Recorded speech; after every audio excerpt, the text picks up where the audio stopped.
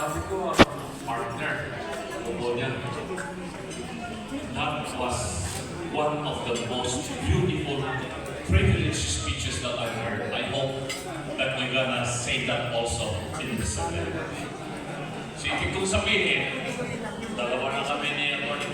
Dito, dalawa na kami ang ugali binabanggit yung senador. Tama, naluto, umalis ako. Wala namang nag-iisang doktor ng senador. Sila na lang? Ako na lang na. Pwede kong itatag natin sa ulit doktor Corona Latangan. Umalis na ako nung naluto na. Oh, sabi mo. Kasi pinasira ko ng pinto. Kami ng 2025 elections. Eh, gawin natin yung 12.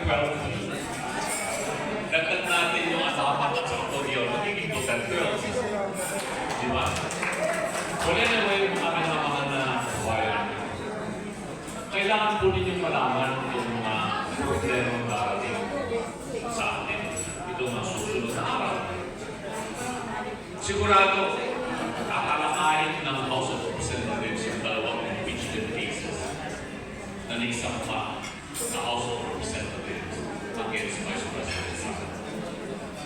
Ako, dahil pinatid ko na rin na naging trabahante ako dyan sa Kongreso ng Pilipinas, marami pa rin po tayong mga kukuha informasyon dyan sa mga ibang membro ng Kamara, mga congressmen, at mga ibang mga high-ranking staff o consultants dyan sa House of Representatives.